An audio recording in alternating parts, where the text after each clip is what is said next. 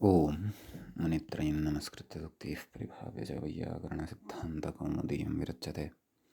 सर्वेभ्यः श्रोतृभ्यः नमः। अस्माभिः गतपाठे यद्यत् पठितं तद् एकवारं स्मरामः। वयं वैयाकरणसिद्धान्तकौमुदी इत्याख्यस्य ग्रन्थस्य तत्र अजन्तस्त्रीलिङ्गप्रकरणं पठन्तः स्मः। प्रकरणस्यास्य अस्माकं क्रमे तत्र पञ्चमः पाठः गतपाठः प्रवृत्तः। तत्र अस्मिन् पञ्चमे पाठे वयं जरा इत्यस्य जरायाः जरसन्यजरस्याम् इत्यनेन सूत्रेण यः जरस आदेशः विधीयते अजादौ विभक्तौ परतः, तत्र सः जरस आदेशः स्थानिवद्भावेन आप्त्वं प्राप्नोति, आबन्धत्वं प्राप्नोति। तस्मात् तत्र जरस इत्यत्र एत्वं शीभावः याटागमः नुडागमः येनां नद्याम्नीभ्यः इत्यनेन च आम् इति आदेशः यथा यथं तत्तद्विभक्तिषु प्राप्तः भवति। तत्र उक्तं मूले यद्यपि जरसादेशस्य स्थानिवद्भावेन आबन्तत्वमाश्रित्य औङापः आङिचापः याडापः ह्रस्वनद्यापो नुटु ङेनां नद्याम्नेभ्यः इति पञ्चापि विधयः प्राप्ताः। एवं न निष्पृत्सु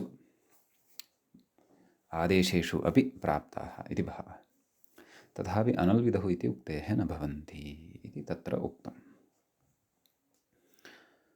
तर्हि तत्र प्रकृते अनल्विधिः कुत्र, अनल्विधिः कथं सिद्ध्यति इत्यत्र विचारः अस्माभिः कृतः। आदौ अत्र नाम अल्विधिः नास्ति, अत्र अनल्विधिरेव वर्तते। अल्विधौ नाम अल्विधिः अत्र नास्ति, अनल्विधिरेव अत्र वर्तते। अल्विधिः यदि स्यात् तर्हि एव अत्र स्थानिवद्भावस्य निषेधः स्यात्।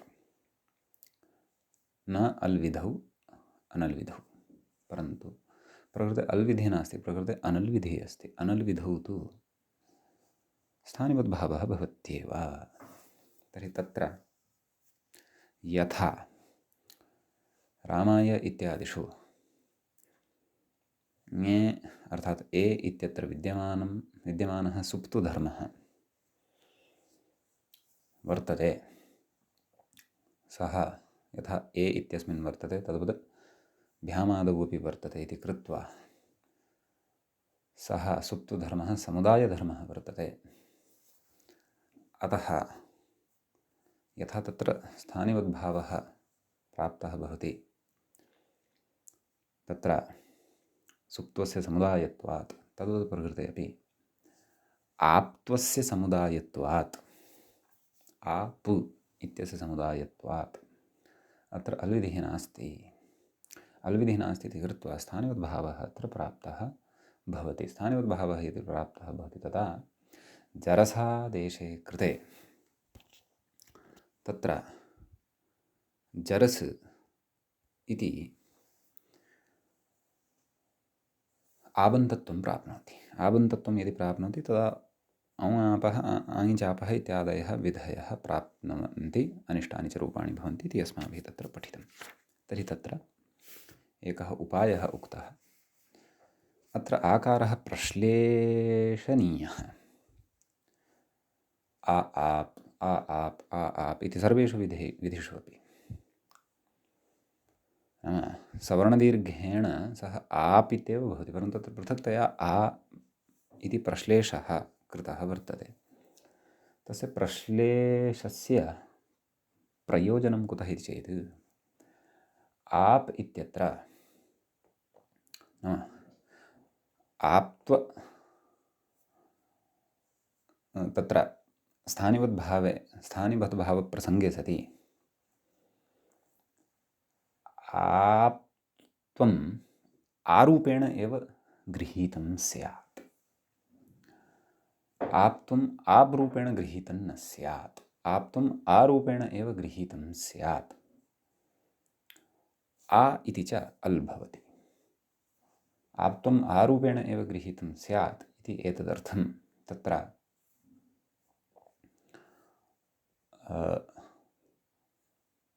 प्रश्लेषकल्पना क्रियते। तेन अल्विधिः अत्र सम्पन्नः भवति। अल्विधिः यदि अस्ति तर्हि अल्विधौ तु स्थानिवद्भावः न भवति इति अस्माभिः पूर्वमेव तत्र पठितम्।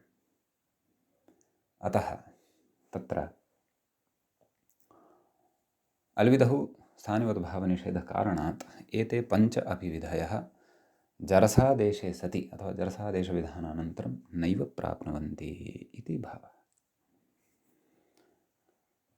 एवं रीत्या उक्त्वा तदनन्तरं प्रसङ्गवशात् तत्र ग्रन्थकारेण उक्तं यत् हल्ङ्याभ्यो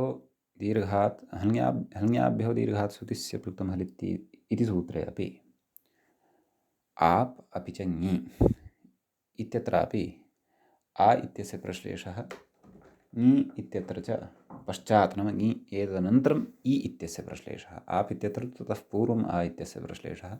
ङि इत्यत्र ङि इत्यतः अनन्तरम् ईकारस्य दीर्घस्य प्रश्लेषः। तथा यदि करिष्यते तर्हि तत्र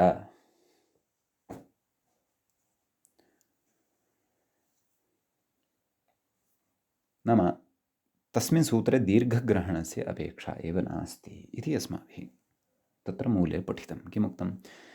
एवं हल्ङ्याप् इति सूत्रे आ आप् ङि ई इति प्रश्लेषात् अधिघट्वः निष्कौशाम्बिः इत्यादिसिद्धेः दीर्घग्रहणं प्रत्याख्येयम् इत्युक्तम्। अस्य एव विचारस्य सन्दर्भम् उपस्थापयन् अथवा अवतरणिकाम् उपस्थापयन् तत्र व्याख्याता कथितवान्। गतपाठस्य अन्ते च व्याख्यायाः पङ्क्तयः एवम् अस्माभिः पठिताः।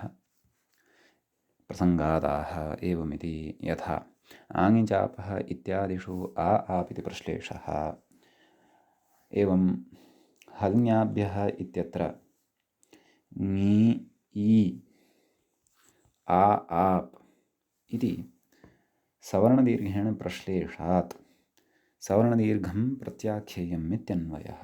सवर्णदीर्घस्य प्रत्याख्यानं कर्तव्यम् इति अन्वयः। समीचीनम्।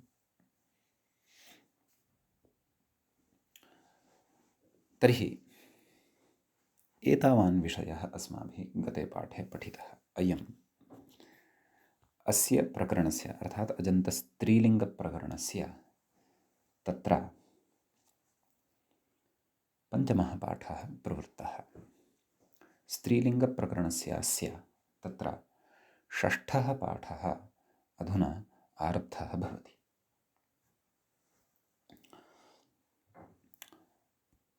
तत्र व्याख्याता आदौ अतिखट्वः निष्कौशाम्बिः इत्यत्र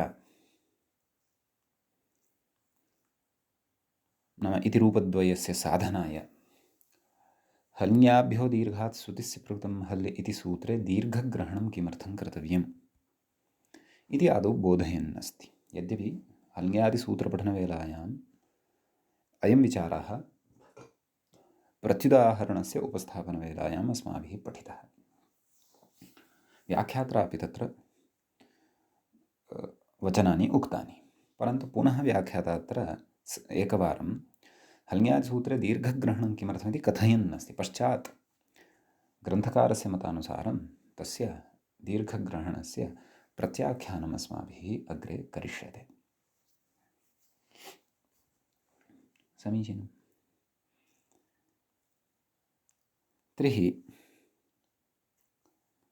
तत्र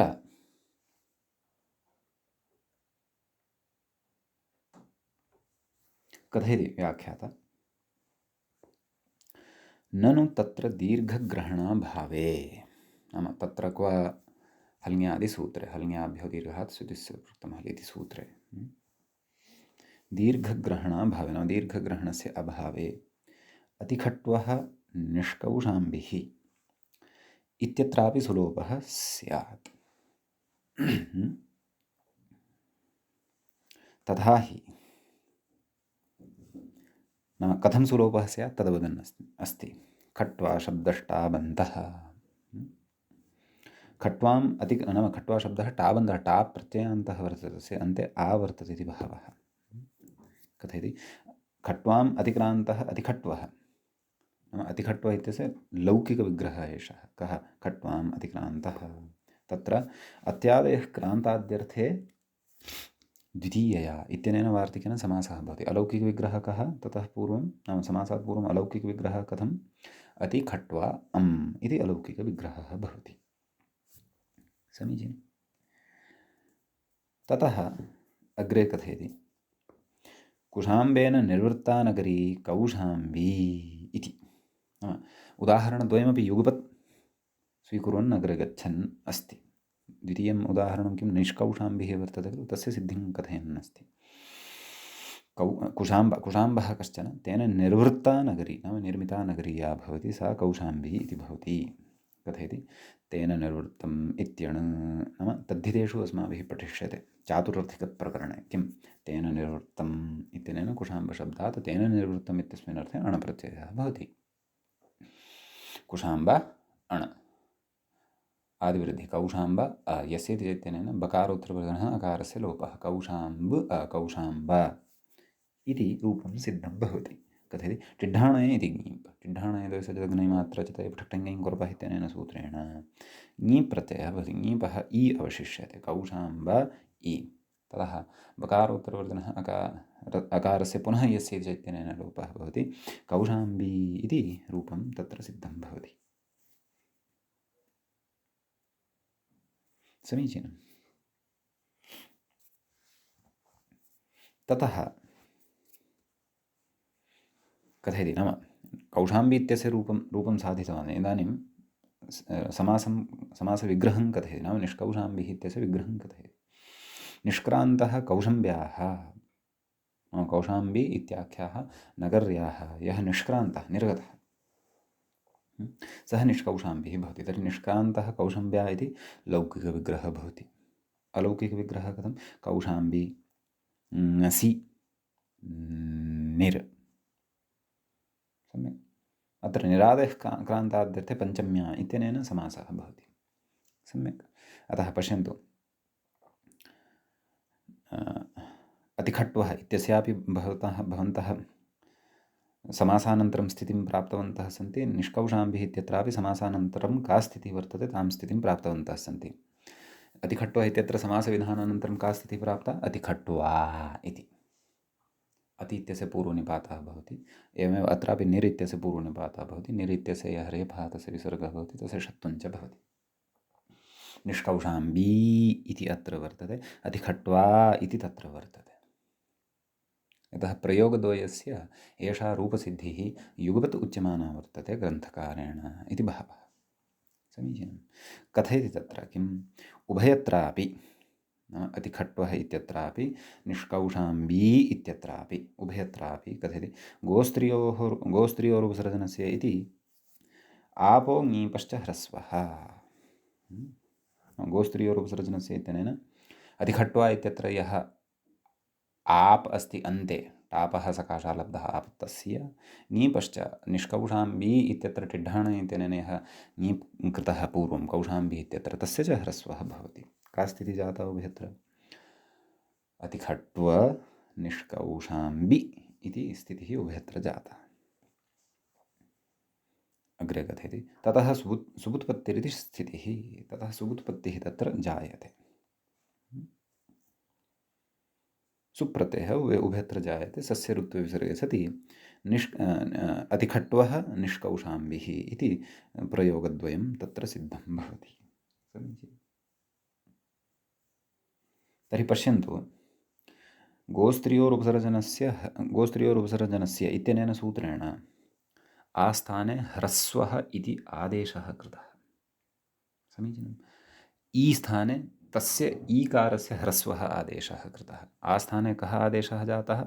अ इति ह्रस्वादेशः जातः। अतः अधिखट्वः इति सिद्धं खलु। निष्कौशाम्बी इत्यत्र ई स्थाने कः आदेशः जातः? इ इति ह्रस्वः आदेशः जातः। अतः निष्कौशाम्बिः इति रूपं खलु सिद्धं। समीचीनं। तत्र व्याख्याता कथयति, अग्रे कथयति व्याख्याता। किं पश्यन्तु, अत्र स्थानिवत्वेन आकाररूप आबन्तत्वस्य आदेशः स्थानिवत् स्यात्। समीचीनं। कथयति, अत्र स्थानिवत्वेन आकाररूप आबन्तत्वस्य, आकारः कः तत्र? आब्रूपः खलु वर्तते, एवं खलु। तस्मिन् च आप्त्वं वर्तते एव। समीचीनं। कथयति, आबन्तत्वस्य इकाररूपज्ञन्तत्वस्य च, यः तत्र ह्रस्व इकारस्य स्थाने यः वर्तते सः ङी वर्तते खलु, ङ इ ङी, ञन्तत्वस्य च अनपायात्, नाम स्थानिवत्वेन आप्त्वं ह्रस्वे अकारे प्रविशति, ङीप्त्वं च ह्रस्वे इकारे प्रविशति। कथयति, अनपायात्, नाम स्थानिवद्भावेन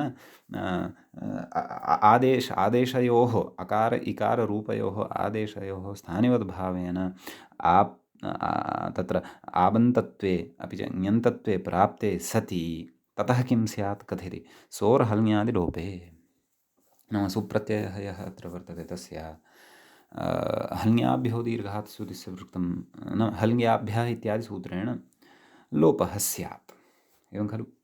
हल्ङ्यादिलोपे प्राप्ते यदि सूत्रे दीर्घग्रहणं न स्यात् तदा लोपः स्यात् इति भावः। हल्ङ्यादिलोपे प्राप्ते, यतः स्थानिवद्भावेन इदानीम् एषः ह्रस्वः अकारः अपि आप् वर्तते, स्थानिवद्भावेन एषः ह्रस्वः इकारः अपि ङीप् वर्तते। समीचीनम्। अतः हल्ङ्यादिसूत्रेण तत्र तयोः लोपः प्राप्तः, नाम सुप्रत्ययस्य लोपः प्राप्तः भवति। सः लोपः न भवेत्। कथयति, तन्निवृत्त्यर्थं दीर्घग्रहणम् आवश्यकम् एव। अतः तन्निवृत्त्यर्थं दीर्घग्रहणं कर्तव्यमेव इति तत्र दीर्घग्रहणं कृतं वर्तते। सम्यक्। आवश्यकमेव इत्यत आह, किमाह, अधिखट्वः निष्कौशाम्बिः इत्यादिसिद्धेः इति मूले उक्तं खलु। एवम् इति हल्ङ्याप् इति सूत्रे आ आप् ङी ई इति प्रश्लेषात् अधिखट्वः निष्कौशाम्बिः इत्यादिसिद्धेः दीर्घग्रहणं प्रत्याख्येयं, नाम तयोः सिद्ध्यर्थं दीर्घग्रहणं न कर्तव्यम् इति भावः। सम्यक्। कः अभिप्रायः? नाम व्याख्यातुः अग्रिमं विवेचनं शृणुमः, ततः पूर्वं मां शृण्वन्तु। अभिप्रायः कः? नाम दीर्घग्रहणं न कर्तव्यं, तत्रापि प्रश्लेषबलात् आप् केवलम् आरूपेण एव गृहीतं भविष्यति। आप् आरूपेण, नाम आप् इति केवलेन एकेन आ इति वर्णरूपेण गृहीतः भविष्यति। एवमेव ई इत्यपि, नाम ङी इत्यस्य ई यः अवशिष्यते सः ङी अपि केवलेन एकेन ई रूपेण गृहीतः भविष्यति। केवलेन एकेन आरूपेण ई रूपेण च यदा आप् अपि च ङी इति गृहीतः भविष्यति तदा सः तु एकः वर्णः अल्पर्यायः। अल्विधौ च स्थानिवद्भावः न भवति। अल्विधौ स्थानिवद्भावः न भवति तर्हि अयं ह्रस्वः अकारः, अयं च ह्रस्वः इकारः, क्षन्तव्यः, अयं च ह्रस्वः इकारः स्थानिवद्भावेन आप्त्वम् अपि च ङित्वं न प्राप्नोति। स्थानिवद्भावः एव न भवति, तयोः आप्त्वं ङित्वं च न भवति इति कृत्वा ततः तत्र सोर्लोपः न भवति। अतः तत्र दीर्घग्रहणं न कर्तव्यं, यतोहि तत्र आकारप्रश्लेषचर्चा यथा पूर्वं कृता अस्माभिः पञ्चानाम् अपि विधीनां निवृत्त्यर्थं, तद्वत् एव तत्र ङी इत्यस्य नाम ङी इत्यत्रापि प्रश्लेषात् तत्र ङि इत्यस्य केवल ई रूपेण एव ग्रहणं भवतु, आप् इत्यस्य च आ रूपेण एव ग्रहणं भवतु, तत्र आप्त्वेन ञन्त्वेन च वा तत्र ग्रहणं न भवतु, येन अनल्विधौ स्थानिवद्भावः स्यात्। अत्र अल्विधिरेव भवतु, तदर्थम् आरूपेण ई रूपेण नाम एक अल् रूपेण एव ग्रहणं स्यात्। तदर्थम् अत्र प्रश्लेषेण एव इष्टसिद्धिः भवति। दीर्घग्रहणं कुतः कर्तव्यम् इति अभिप्रायः अत्र ग्रन्थकारस्य वर्तते। आम्, एते सिद्धान्ताः भाष्यात् सङ्कलिताः वर्तन्ते वा न वा इति तु भाष्यं द्रष्टव्यम्, अथवा भाष्यात् सङ्कलिताः स्युः तर्हि अग्रे व्याख्याता अपि कदाचित् कथयेत्, अथवा मूले एव कदाचित् कथयेत्। अस्तु, समीचीनं। तर्हि व्याख्याता अस्याः पङ्क्तेः आशयं बोधयति, नाम यथा मया सरलतया वक्तुं भवतां सविधे यत्तं, तद्वत् व्याख्याता अपि किं कथयन् अस्ति, आशयं कथं प्रस्तुवन् वर्तते, तदपि वयं सकृत् पश्यामः। कथयति अयमाशयः, नाम एषः आशयः अत्र वर्तते। कः? ङीङ् ई आ आप् इति प्रश्लेषे सति आत्वरूपेण ईत्वरूपेण च ज्ञापौ आश्रित्य सुलोपप्रवृत्तिर्वक्तव्या। एवं खलु, नाम सुलोपस्य प्रवृत्तिः वक्तव्या भवति। ईत्वात्वयोश्च अल्त्वव्याप्यधर्मत्वात्, एवं खलु, ईत्वम् आत्वं च, नाम ई इति एकः अल्, आ इति एकः च अल्, अल्त्वव्याप्य धर्मत्वात् तत्पुरस्कारेण, नाम अल्धर्मं, तयोः अल्धर्मं पुरस्कृत्य, नाम एक अल्धर्मं पुरस्कृत्य, एकाल्धर्मं पुरस्कृत्य प्रवर्तमानलोपविधेः अल्विधित्वात्, यः लोपविधिः अत्र प्रवर्तते सः तत्र अल्विधिम् आश्रित्य प्रवर्तते। अल्विधौ तु स्थानिवद्भावः न प्रवर्तते, एवं खलु। अल्विधित्वात् न स्थानिवत्वेन, नाम स्थानिवद्भावः तत्र न भवति इति कृत्वा ज्ञाबन्तत्वं, एवं खलु, नाम न स्थानिवत्वेन ज्ञाबन्तत्वं, नाम स्थानिवत्वेन न स्थानिवत्वेन ज्ञाबन्तत्वं, नाम स्थानिवत्वेन तयोः ज्ञाबन्तत्वं नास्ति, स्थानिवद्भावः एव नास्ति, तर्हि ज्ञाबन्तत्वमपि नास्ति इति भावः। तस्मात् न सुलोपः इति, तस्मात् सुलोपः अपि अत्र न भवति इति भावः। सम्यक् कथयति। एवञ्च दीर्घग्रहणप्रयोजनस्य प्रश्लेषेण एव सिद्धत्वात् हल्ङ्यादिसूत्रे दीर्घग्रहणं न कर्तव्यमित्यन्यत्र विस्तरः। नाम हल्ङ्यादिसूत्रे दीर्घग्रहणं न कर्तव्यम् इति अन्यत्र ग्रन्थे क्वचित् विस्तरेण प्रतिपादितं वर्तते। स च अन्यत्र विद्यमानः ग्रन्थः प्रायः तत्र महाभाष्यमिति भवितुम् अर्हति, अथवा उद्ग्रन्थः कश्चन अन्यमपि शेखरादिः भवितुम् अर्हति। परन्तु यदि दीर्घग्रहणस्य प्रत्याख्यानम् अस्ति तर्हि निश्चयेन भाष्ये एव एषा चर्चा इत्येव चिन्तनीयम्। आधुनिकास्तु महाभाष्यम् अतिरिच्य, महाभाष्यम् उल्लङ्घ्य सूत्रकारस्य वार्तिककारस्य वा प्रत्याख्यानं कुर्युः इति तावद्धैर्यं तेषु न भवति, न च क्रियते, सा परम्परा भवति। मुनिरेव मुनेः प्रत्याख्यानं करोति चेत् तदेव अस्माभिः स्वीक्रियते, नान्यथा इति व्याकरणसमयः कश्चन, वैयाकरणसमयः कश्चन। समीचीनम् इति अस्याः पङ्क्तेः स्पष्टीकरणम् अत्र कृतं। कस्याः? मूले यदुक्तम् एवं हल्ङ्याप् इति सूत्रे अपि आ आप् ङि ई इति प्रश्लेषात् अतिघट्वः निष्कौषाम्भिः इत्यादिसिद्धेर्दीर्घग्रहणं प्रत्याख्येयम् इति। समीचीनं। ततः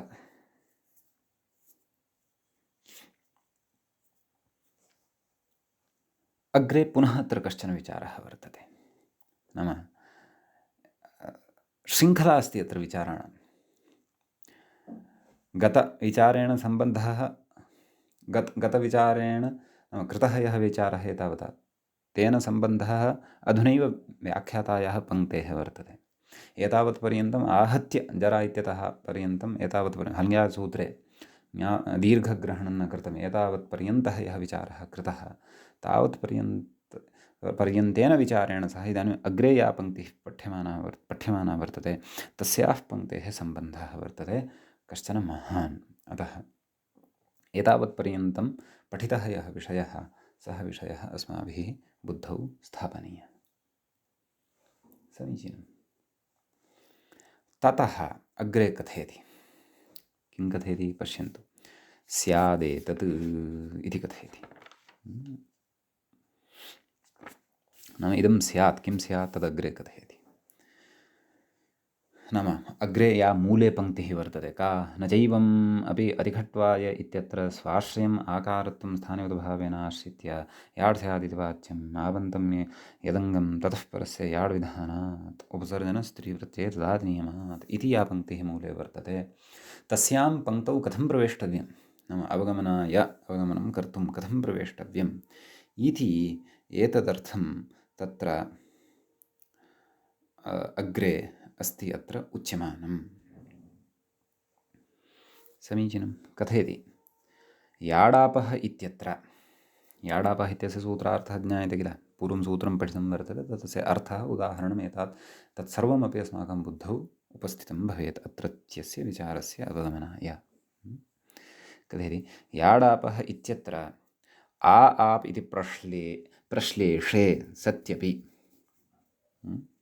याडापः इत्यस्य कः सूत्रार्थः, तत्र आवन्तात् ङितां याड् स्यात्, नाम आवन्तात् परतः ङितविभक्तिः या वर्तते तस्याः याडागमः भवति। सर्वस्यै, रमायै इत्यादीनि रूपाणि अत्र भवन्ति। नैव, सर्वस्यै इति न, रमायै इत्यादीनि रूपाणि भवन्ति। सम्यक् कथयति याडापः इत्यत्र आप् इति प्रश्लेषे, नाम इति प्रश्लेषे सत्यपि अतिखट्वाय इत्यत्र याड्दुर्वारः नाम अतिखट्वाय इत्यत्र तथापि याट् भविष्यत्येव। अतिखट्वाय इत्यत्र यदि याट् सञ्जातः तर्हि रूपं किं भविष्यति, अतिखट्वायै इति रूपं भविष्यति, न तु अतिखट्वाय। अतिखट्वाय इति तु अधिखट्व इत्यस्मात् ङे प्रत्ययः कृतः, तस्य ङे स्थाने ङेर्यः इत्यनेन य इति आदेशः विहितः, ततश्च सुपिच इत्यनेन दीर्घे कृते अतिखट्वाय नाम रामाय इति वत् सिद्ध्यति। परन्तु अत्र किं कथयति नाम प्रश्लेषे सत्यपि, अस्माभिः पूर्वमुक्तं नाम प्रश्लेषः यदि क्रियते तर्हि औङ् आपः आङ् चापः याडापः इत्यादयो विधयः न प्रवर्तन्ते, एवं खलु। परन्तु अत्र किम्, अत्र भिन्नः एव विचारः आरब्धः अधुना। पश्यन्तु किं कथयति, याडापः इत्यत्र आप् इति प्रश्लेषे सत्यपि, नाम प्रश्लेषः क्रियते चेदपि अधिखट्वाय इत्यत्र याड्दुर्वारः। कथमेवं सम्भवति, यतोहि अस्माभिः तत्र प्रश्लेषबलात् तत्र आप् आरूपेण एव स्वीक्रियते, नाम अल् रूपेण, एकाल् रूपेण एव स्वीक्रियते, अतः तत्र स्थानिवद्भावः न भवति। तर्हि अतिखट्व इत्यत्र स्थानिवद्भावेन आवन्तत्वमेव यदि न प्रविष्टम्, अतिखट्व इति रूपं च कथं साधितं तत्सर्वं भवन्तः जानन्ति स्मरन्ति च, तत एव अत्र विचारः अवगतः भवेत्। समीचीनं।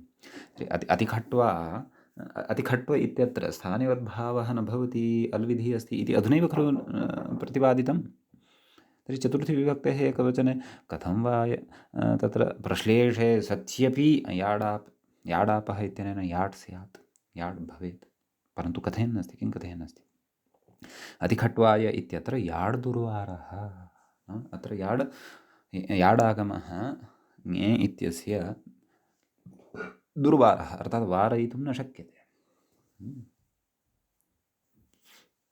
एवं किल। कथयति खट्वाम् अतिक्रान्तः अतिखट्वः, नाम कथं याट् स्यात् इति बोधयन्नस्ति अधुना। पश्यन्तु, खट्वाम् अतिक्रान्तः अतिखट्वः, अत्यादयः इति समासे गोस्त्रियोरुपसर्जनस्य इति ह्रस्वत्वे रूपम्, एवं खलु।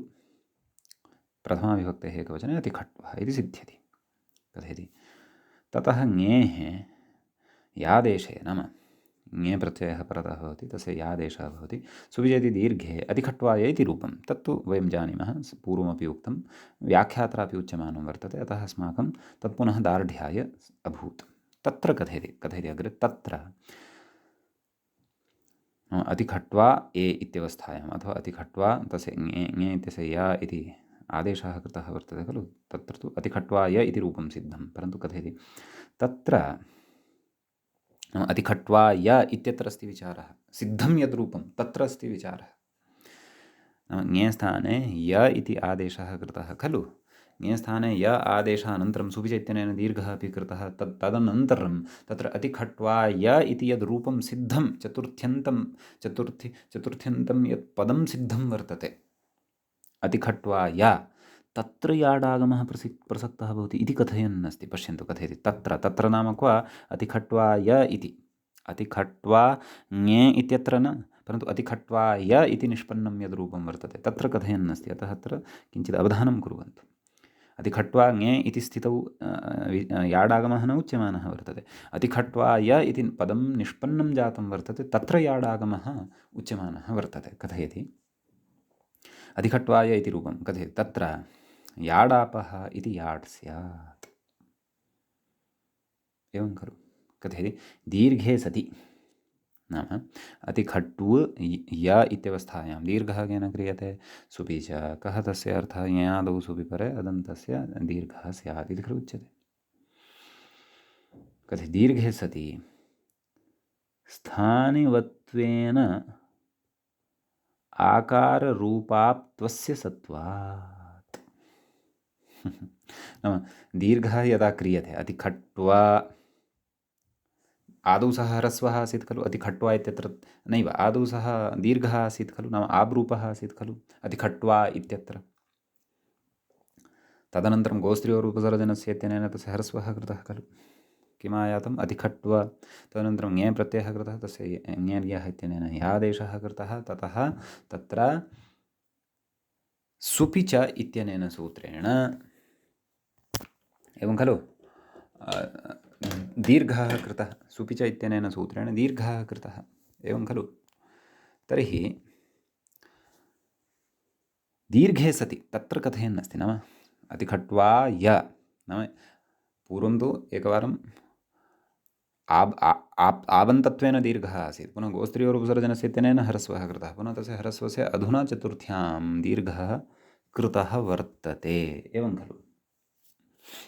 कथयति दीर्घे सति स्थानिवत्वेन आकाररूप आप्त्वस्य सत्वात्, नाम स्थानिवत्वेन, एवं खलु, स्थानिवत्वेन आकाररूप आप्त्वस्य सत्वात्, नाम तत्र दीर्घः अधुना सुपि च इत्यनेन कृतः, एवं खलु। तस्मिन् दीर्घे इदानीम् आप्त्वं वर्तते, आप्त्वस्य सत्त्वं वर्तते, नाम आप्त्वस्य विद्यमानता वर्तते। कथं कथयति, स्थानिवत्वेन इति कथयति। यतः वस्तुतः दीर्घः कस्य कृतः, अ इत्यस्य स्थाने कृतः वर्तते। सः च यः अ वर्तते, सः आपः एव ह्रस्वः जातः वर्तते खलु, एवं खलु। अतः तत्र विद्यमानः आप्धर्मः अस्मिन् दीर्घे अपि प्रविशति, एवं खलु। परन्तु तत्र एका शङ्का अत्र स्यात् बुद्धौ, यत् तत्र आप्रश्लेषेण आब्रूपेण एव नास्ति, तर्हि कथं तस्य दीर्घे आप्त्वधर्मस्य प्रवेशः भवति इति जिज्ञासा स्यात्। पश्यामः अग्रे किं कथयति, व्याख्याता कथयति, न च आकारत्वस्य अल्त्वव्याप्यधर्मत्वात् तत्पुरस्कारेण प्रवर्तमानयाडविधेः अलविधित्वा न दीर्घस्य स्थानिवत्वेन आकारत्वावच्छिन्न आप्त्वमिति वाच्यम्, एवं किल। तत्र तदेव यद्मया अधुनैव उक्तं, नाम तत्र प्रश्लेषवशात् वयम् एवं कुर्मः, अत्र आप् नास्ति, आप्त्वं नास्ति, अत्र आत्त्वं वर्तते। अतः तत्र तु आ इत्येव वर्तते, तत्र तु प्रश्लेषबलात् आप्त्वं न स्वीक्रियते, आत्वमेव स्वीक्रियते, अर्थात् आकारत्वमेव स्वीक्रियते, आप्त्वं न स्वीक्रियते। आकारत्वं तु अल्धर्मः, नाम तत्र तु अल्विधिः वर्तते। समीचीनं कथयति। पुनः पश्यन्तु पङ्क्तिं। न च आकारत्वस्य अल्त्वव्याप्यधर्मत्वात् तत्पुरस्कारेण, नाम अल्तुधर्मं पुरस्कृत्य प्रवर्तमान याडविधेः अल्तुविधित्वात्, नाम याडविधिः यः अस्ति सः तस्य अल्विधित्वं वर्तते, नाम अरमाश्रित्य प्रवर्तते। सम्यक्, नाम अल्विधिः अत्र वर्तते। कथयति न दीर्घस्य स्थानिवत्वेन, नाम यः दीर्घः सुपिच इत्यनेन विहितः वर्तते तस्य स्थानिवद्भावः न भवति, स्थानिवद्भावेन आप्तुं न प्राप्नोति तद्। दीर्घस्य स्थानिवत्वेन आकारत्वावच्छिन्नाप्त्वमिति वाच्यं, नाम तस्य आकारावत्वावच्छिन्नं, नाम आकारत्वेन युक्तं यत् आप्त्वं वर्तते तत् तस्यापि वर्तते इति वक्तुं न शक्यते, न वाच्यं, तथा न वाच्यं, तथा न वक्तव्यं। नाम अत्र अल्विधिः अस्ति, अतः स्थानिवद्भावः एव न भवति इति न वाच्यम् इति अभिप्रायः अत्र कथनस्य। समीचीनं। कुतः कथयति तत्र याडविधिः आकाररूपाश्रयः, आकाररूपाभाश्रयः। नाम याडविधिः यः वर्तते सः आकाररूपम् आपम् आश्रित्य प्रवर्तते। समीचीनं। तत्र आकाररूपत्वं दीर्घस्य स्वतः एव सिद्धम् इति न तत् स्थानिवत्वलभ्यम्। नाम दीर्घत्वेन तत्र आकाररूपत्वं स्वयमेव लब्धुं खलु, वा न वा? याडापः इति यद्वर्तते, यद्यपि आपः तत्र उक्तं सत्यं, तस्य आपः च आकाररूपेण ग्रहणं क्रियते इत्यपि सत्यं, परन्तु दीर्घग्रहणानन्तरं तत्र तादृशः एव आकारः स्वयमेव खलु लब्धः वर्तते। तदेव कथयति, तत्र आकाररूपत्वं दीर्घस्य स्वतः एव सिद्धमिति न तत् स्थानिवत्वलभ्यम्, एवं खलु। नाम तत् स्वयमेव दीर्घविधानेन स्वयमेव तत्र आकारत्वं सिद्धं वर्तते, अतः स्थानिवद्भावेन तस्य प्राप्तिः कर्तव्या इति नास्ति। कथयति किन्तु आप्त्वमेव स्थानिवत्वलभ्यम्, एवं खलु। नाम आप्तुं यद्वर्तते तत् स्थानिवत्वेन तत्र प्राप्तं भवति। आप्तुं च समुदायधर्मः एव इति कथयति। आप्तुं यद्वर्तते तत्तु समुदायस्य धर्मः वर्तते, न तु अल्त्वव्याप्यधर्मः। आप्तुम् इति समुदायस्य धर्मः भवति, अल्त्वस्य धर्मः न भवति। कथयति तेन रूपेण स्थान्यलाश्रयत्वे अपि, आप्तुं पुरस्कृत्य स्थान्यलाश्रयत्वे अपि, नाम अल्विधावपि, कथयति अल्विधित्वाभावात्, नाम अल्विधित्वम् अत्र नास्ति, अल्विधित्वाभावात् याडविधौ, नाम याडविधिः अत्र प्रवर्तते एव, स्थानिवत्वं दुर्वारम् इति शङ्काम् उद्भाव्य परिहरति। नाम अत्र स्थानिवत्वं स्यादेव इति एतादृशीं शङ्काम् उद्भाव्य अत्र परिहरति। अत्र तदेव वक्तुम् इच्छामि अहं, नाम मध्ये कदाचित् भवन्तः एतत् पुनः पुनः यदा पठिष्यन्ति तदा अवगमनं भविष्यति, परन्तु अत्र सुपिच इत्यनेन यः दीर्घः लब्धः वर्तते खलु, दीर्घः यः कृतः वर्तते खलु, अतिखट्व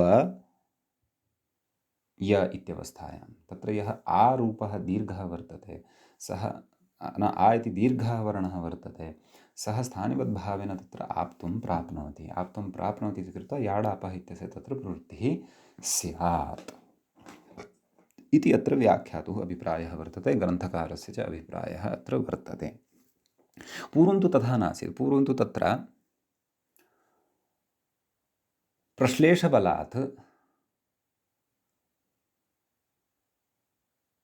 आप्त्वम् आरूपेण एव स्वीक्रियते। अत्र दीर्घः जातः वर्तते, दीर्घः यः वर्तते सः दीर्घत्वेन आत्वं स्वीकृत्य किं करिष्यति, अतः तत्र तु आप्त्वम् एव स्थानिवद्भावेन लभ्यते। समीचीनम् इति एतादृशीं शङ्काम् उद्भाव्य परिहरति। न चेति मूले पश्यन्तु किं न चैवमपि, एवमपि इति अधिखट्वाय इत्यत्र स्वाश्रयम् आकारत्वं स्थानिपदभावेन आप्तं चाश्रित्य याट् स्यात् इति वाच्यम् इति। पश्यन्तु, एवमपि इति कथयति। याडापः इत्यत्र आकारप्रश्लेषे सत्यपीत्यर्थः, नाम आकारस्य प्रश्लेषः कृतः चेदपि स्वाश्रयमिति मूले उक्तं खलु, स्वाश्रयम् आकारत्वं स्थानिपदभावेन आप्तं चाश्रित्य। स्वः अर्थात् आकारः, आश्रयः यस्य आकारत्वस्य तत् स्वाश्रयं स्वतः सिद्धम् इति यावत्, एवं खलु, नाम तस्य आत्वं स्वयमेव सिद्धं वर्तते अत्र, एवं खलु।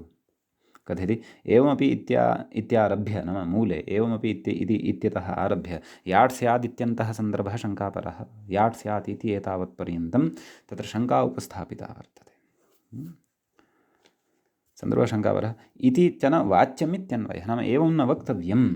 नाम सुविचैतन्येन तत्र दीर्घः आकारः लब्धः, सः आकारः तु तत्र स्थानिपद्भावेन आप्तं लभते एव, स्थानिपद्भावेन आप्तं लभते इति कृत्वा तत्र याडापः इत्यनेन याट् स्यात्, अधिखट्वाय इति न अधिखट्वायै इति रूपं स्यात् इति न च वाच्यम्, इति न वक्तव्यम्। कुतः इत्यतः आबन्तं यदङ्गं, मूले पश्यन्तु, आबन्तं यदङ्गं ततः परस्य याड्विधानात् इति।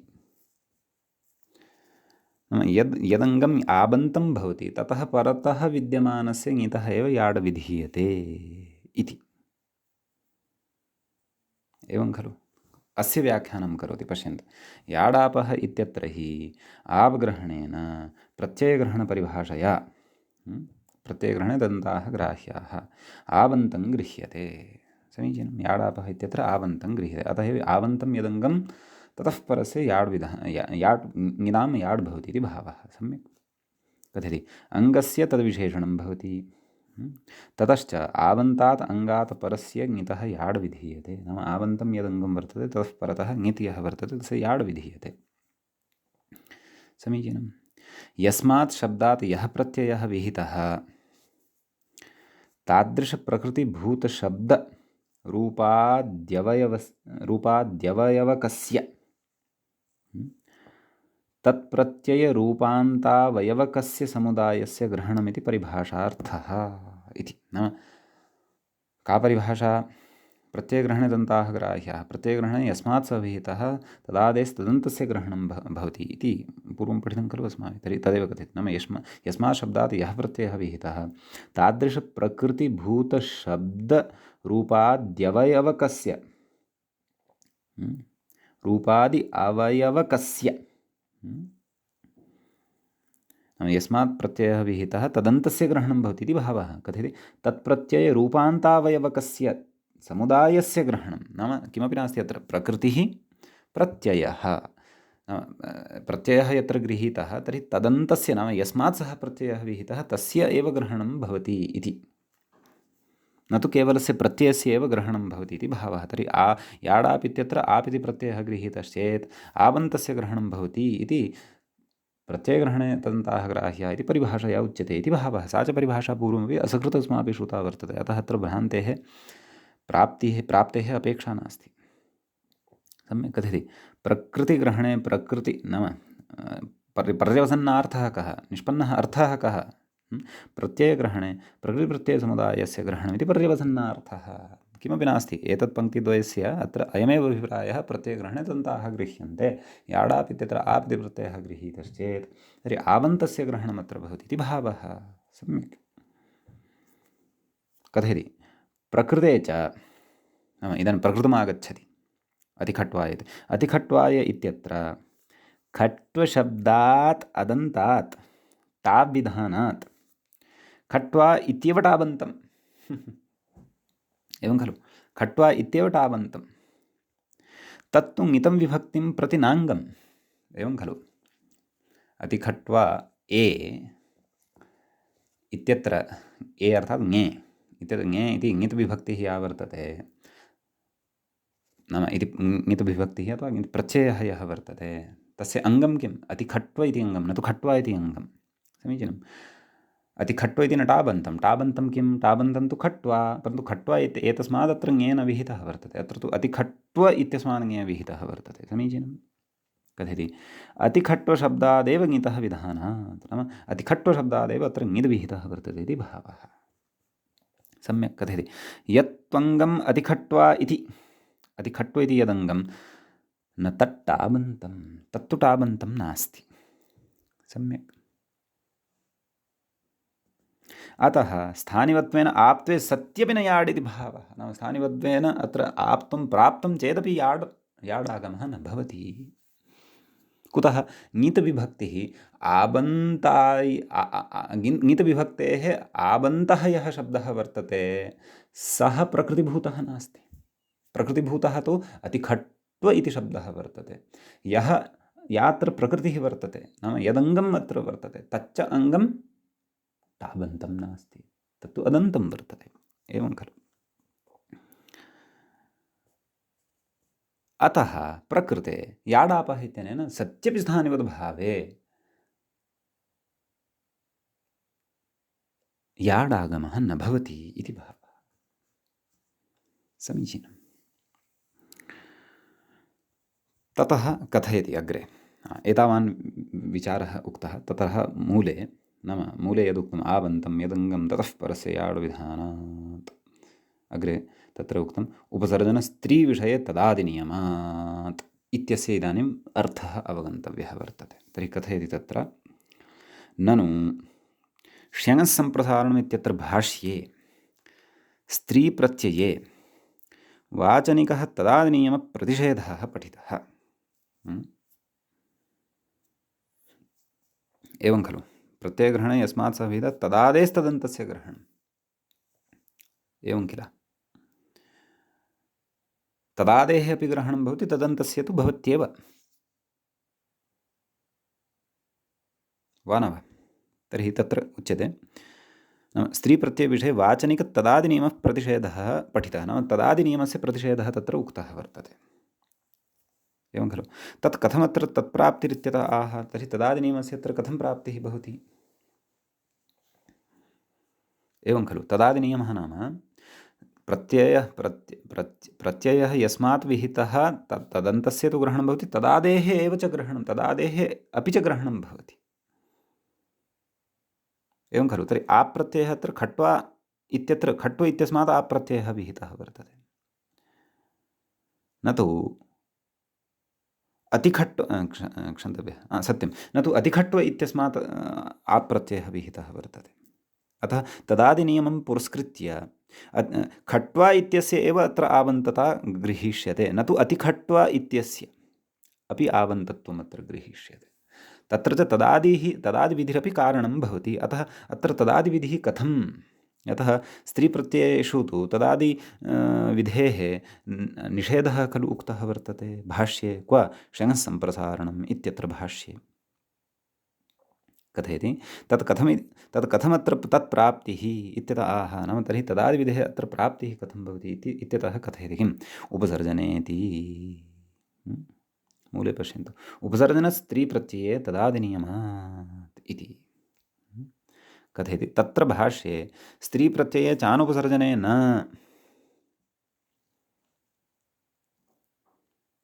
एवं खलु। नाम स्त्रीप्रत्यये कीदृशे, अनुपसर्जने, अनुपसर्जने नाम मुख्ये, नैव सत्यम्, अनुपसर्जने नाम मुख्ये, उपसर्जने गौणे। अतः मुख्ये यत्र मुख्यता स्त्रीप्रत्ययस्य भवति अथवा स्त्रीप्रत्ययान्तस्य गौणत्वं न भवति, प्राधान्यं भवति, अनुपसर्जनं नाम प्राधान्यं भवति, तत्र न किन्न तदादिविधिः न कथयति। तत्र भाष्ये स्त्रीप्रत्ययचानुपसर्जन इति चानुपसर्जने न इति उपसर्जनात् अन्यत्र एव, उपसर्जनात् अन्यत्र नाम उपसर्जने इति भावः। तथा वा, एकक्षणं पुनः पश्यन्तु। तत्र भाष्ये स्त्रीप्रत्यये चानुपसर्जने न, अनुपसर्जने न इति उक्तं खलु। कथयति इति उपसर्जनात् अन्यत्र एव, सत्यं, उपसर्जनं यद् वर्तते तस्मात् उपसर्जनात् अन्यत्र एव तदादिविधेः निषेधस्य उपसर्जनात् अन्यत्र नाम अनुपसर्जने इति भावः। उपसर्जने अर्थात् गौणेन। अधिकट्व इत्यत्र स्त्रीप्रत्ययस्य गौणत्वं वर्तते, स्त्रीप्रत्ययान्तस्य गौणत्वं वर्तते। खट्वायाः अर्थप्राधान्यं न भवति तत्र, खट्वायाः अर्थग्रहणं न क्रियते, परन्तु खट्वाम् अतिक्रान्तः यः तस्य अर्थग्रहणं क्रियते, अतः स्त्रीप्रत्ययान्तस्य गौणत्वं तत्र वर्तते। एवं खलु कथयति उपसर्जनात् अन्यत्र एव तदादिनियमनिषेधस्य उक्ततया प्रकृते स्त्रीप्रत्यये उपसर्जने, नाम अत्र अतिखट्वा इत्यत्र स्त्रीप्रत्ययः उपसर्जनभूतः वर्तते। सम्यक्। तदादिनियमस्य निर्बाधत्वादिति भावः, नाम नियमस्य अत्र निर्बाधत्वं भवति, तदादिनियमः अत्र प्रवर्तते एव इति भावः। प्रत्ययग्रहणे तदन्ताः ग्राह्याः तत्सत्यं, परन्तु तदादयः एव चापि गृह्यन्ते, अतः एव अत्र खट्वा इत्येव आबन्तत्वं प्राप्नोति, न तु अतिखट्व इति शब्दः इति वक्तुम् अभिप्रायः अस्य वचनस्य। यत् पूर्वमुक्तं किम् उपसर्जनस्त्रीत्वे तदादिनियमात् इति। समीचीनम्। ततश्च अग्रे कथयति व्याख्याता पुनः, किं कथयति तत् पश्यामः। कथयति नन्वेवमपि आब्ग्रहणेन प्रत्ययग्रहणपरिभाषया तदन्ते गृहीते तेन अङ्गस्य विशेषणात् आबन्तान्तं यदङ्गम् इत्यर्थात् अतिखट्वाय इत्यत्र च सह दोषतादवस्थ इति वाच्यम्। वस्तुतः न च वाच्यम् इति यत्र पङ्क्तौ योजनीयमिति भाति। नैव इति वाच्यम् इत्येव वर्तते, अग्रे परिहारः करिष्यते। सम्यक् पुनः पश्यन्तु। नन्वेवमपि आबग्रहणेन प्रत्ययग्रहणपरिभाषया तदन्ते गृह्यते, नाम प्रत्ययग्रहणे दन्ताः ग्राह्याः। आबन्तत्वेन खट्वा इति आबन्तत्वस्य ग्रहणं भवति, एवं खलु। तेन अङ्गस्य विशेषणात्, अतः याडापः इति अङ्गाधिकारे खलु पठ्यते, अतः आबन्तं यद् वर्तते तद् अङ्गत्वेन विशेष्यते। ततः कः अर्थः आगच्छति? आबन्तान्तं यदङ्गम्। आबन्तं किं? खट्वा इति शब्दः। आबन्तान्तं किम्? अतिखट्वा इति, यस्य आकारस्य ह्रस्वत्वेन अकारः विहितः वर्तते। समीचीनम्।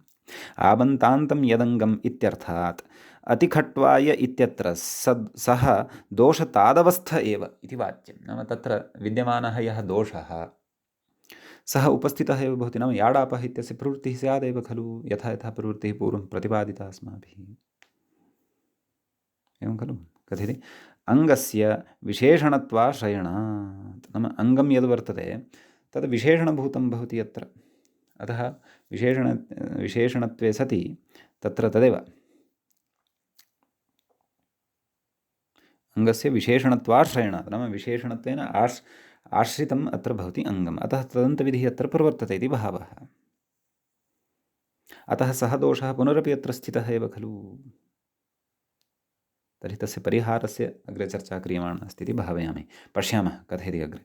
अतएव ज्ञापग्रहणे अदीर्घः आदेशः न स्थानिवत् इति वार्तिककारमतं ह्रस्वे फलाभावेन स्थानिवद्भाव अप्रसक्त्या कथं तत्स्थानिके दीर्घे तल्लाभः इति भाष्यकारेण दूषितम् इति। एवं खलु, नाम तत्र वार्तिककारमतं वर्तते किं? ज्ञापग्रहणे अदीर्घः आदेशः न स्थानिवत्, नाम अदीर्घः नाम दीर्घभिन्नः यः आदेशः भवति सः स्थानिवद्भावं न प्राप्नोति इत्युक्तम् इति वार्तिककारमतं ह्रस्वे फलाभावेन, नाम ह्रस्वे सति तत्र यत्किमपि फलं नास्ति, एवं खलु, नाम स्थानिवद्भावः तत्र न भवति इति। आदेशः न स्थानिवत्, ज्ञापग्रहणे अदीर्घः आदेशः न स्थानिवत्, अदीर्घः नाम ह्रस्वः, यथा अधिखट्व इत्यत्र ह्रस्वः लब्धः भवति, सः अदीर्घः यः आदेशः सः स्थानिवद्भावं न प्राप्नोति इति वार्तिककारमतं ह्रस्वे फलाभावेन, नाम ह्रस्वे सति स्थानिवद्भावस्य यत्किमपि फलं नास्ति, कथयति स्थानिवद्भावाप्रसक्त्या नाम स्थानिवद्भावस्य अप्रसक्त्या नाम अप्रवृत्त्या कथं तत्स्थानिके दीर्घे तल्लाभः नाम तत्स्थानिके दीर्घे तस्य लाभः कथं भवति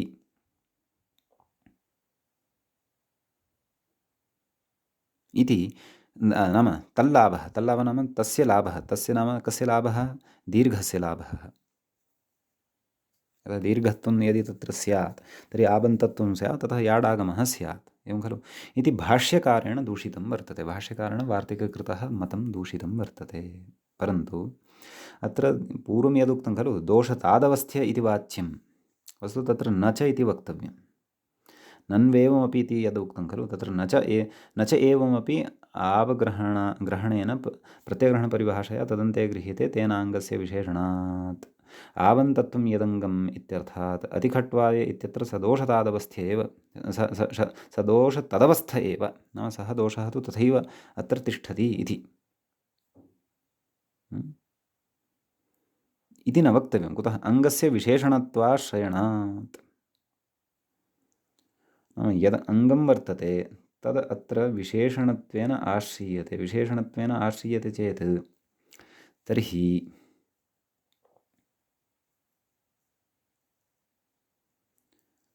तत्र तदन्तविधिः किं न स्याद् वा यतः पूर्वं किमुक्तं तेन अङ्गस्य विशेषणत्वात् आवन्तत्वात् यदङ्गम् इत्यर्थात् एतादृशः अर्थः पूर्वमुक्तः खलु वस्तुतः इमाः पङ्क्तयः सम्यगेव लिखिताः वर्तन्ते तत्र भाष्यस्य प्रौढः सिद्धान्तः अत्र प्रतिपादितः भवति भाष्ये तत्र वार्तिककारस्य खण्डनं कृतं वर्तते नाम अत्र स्थानिवद्भावः एव न भवति इति तत्र प्रतिपादितं वर्तते भाष्यकारेण तदेव समाः अपि नाम सर्वाः अपि पङ्क्तयः इमाः सम्यगेव वर्तन्ते पुनः पश्यन्तु नन्वेवमपि आपग्रहणेन प्रत्ययग्रहणपरिभाषया तदन्ते गृहीते तेन अङ्गस्य विशेषणात् नाम अङ्गम् अत्र अङ्गेन नाम अङ्गम् अत्र विशेषणं भवति अथवा विशेष्यं भवति वा कीदृशम् अङ्गम् आबन्तम् अङ्गम् एवं खलु तर्हि अङ्गं सत्यम् अङ्गं विशेष्यभूतं भवति आबन्तत्वं यत् तत्र वर्तते तद् विशेषणत्वं भजते एवं खलु कथयति तेन अङ्गस्य विशेषणात् आबन्तं यदङ्गम् इत्यर्थात् आबन्तान्तं यदङ्गम् इत्यर्थात् एवं खलु प्रत्ययग्रहणे दन्ताः ग्राह्याः तत्र अङ्गस्य विशेषणात् तत्र तदेव नाम पुनः तदन्तविधिः तत्र प्रवर्तते एवं खलु एवं किल नाम तत्र अङ्गाधिकारे तस्य च तदन्तस्य च इति खलु कथयामः तन्न्यायं पुरस्कृत्य तदन्तविधिद्वारा यदि विशेषणभावः आश्रितः तर्हि तदन्तविधिद्वारा तदन्तत्वम् अत्र ग्राह्यं नाम आबन्तान्तम् अत्र ग्राह्यं समीचीनम् अङ्गम् इत्यर्थात् अतिखट्वाय इत्यत्र सः दोषतादवस्थः इति वाच्यम् इति वक्तव्यम् इति भावः कुतः अङ्गस्य विशेषणत्वाश्रयणात् अङ्गं विशेष्यं वर्तते विशेषणत्वम् आबन्तत्वं वर्तते आप्तुं वर्तते समीचीनम् ततः किं कथयति अतः एव ज्ञापग्रहणे अदीर्घः आदेशः न स्थानिवत् अदीर्घः यः आदेशः भवति तत् स्थानिवद्भावं न प्राप्नोति इति वार्तिककारेण यद्वचनम् आरब्धं कथयति वार्तिककारमतं ह्रस्वे फलाभावेन नाम ह्रस्वे सति तत्र स्थानिवद्भावस्य फलं प्रयोजनमेव किमपि न भवति अतः प्रयोजनाभावेन तत्र स्थानिवद्भावः एव न भवति कथयति स्थानिवद्भावाप्रसक्तया कथं तत् स्थानिके दीर्घे एवं खलु दीर्घः स्थाने ह्रस्वादेशः आदेशः ह्रस्वः आदेशः तत् स्थानिके दीर्घे तल्लाभः नाम तत् स्थानिके दीर्घे नाम दीर्घे स्थानिके सति ह्रस्वे स्थानीभूतस्य दीर्घस्य लाभः प्राप्तिः कथं वा भवति अर्थात् न भवति इति भाष्यकारेण वार्तिककारस्य मतमपि तत्र दूषितं वर्तते इति कश्चन अतिरिक्तः विचारः अनुक्तः उद्ग्रन्थस्थः अत्र प्रतिपादितः वर्तते अस्य विशेषेण अवगमनाय तु अस्माभिः प्रसङ्गानुसारम् अथवा क्रमशः भाष्यमेव द्रष्टव्यं तत्र अधिकतया अस्य स्पष्टता भवितुम् अर्हति यावत् शक्यम् अत्र उक्तं बोधितं कदाचित् भाष्यादिग्रन्थपठनवेलायाम् अस्माकं साहाय्याय अयं विचारः स्यात् समीचीनम् इति कश्चन विशिष्टः विचारः अत्र प्रवृत्तः। इदानीम् अग्रे नासिकादिशब्दानां विषये आकारान्तस्त्रीलिङ्गान् खलु वयं पठन्तः स्मः। अतः नासिका इति शब्दमादाय अग्रे विमर्शः अत्र करिष्यते। अतः तद्वयम् अग्रिमपाठे पठिष्यामः। अद्यतनपाठः तावत् अत्रैव उपसंह्रियते।